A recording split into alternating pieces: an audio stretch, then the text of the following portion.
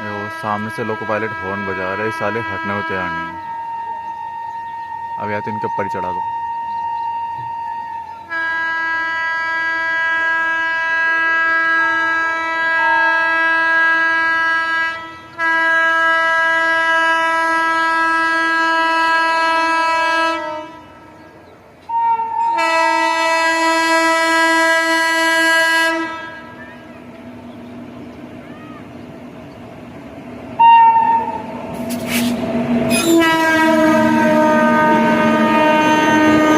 राजधानी, डिब्रूगढ़ राजधानी।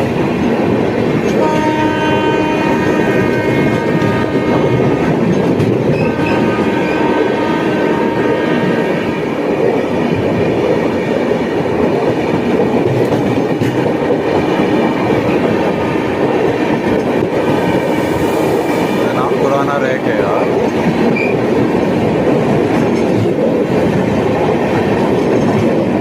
चलिए भाई साहब, राजधानी निकली प्लेटफॉर्म से, हमारी ट्रेन भी निकल गई है अब उसी प्लेटफॉर्म पे जाने के लिए जिससे राजधानी निकली है।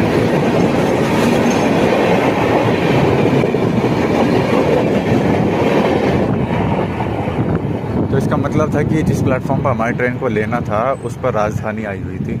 अब राजधानी वहाँ से निकली है तो हमारी ट्रेन को भी डिपार्चर सिग्नल मिल गया है। और इसी के साथ साथ आलमनगर से लखनऊ चारबाग तक जाने में हमें लगने वाले हैं पूरा 1 घंटा।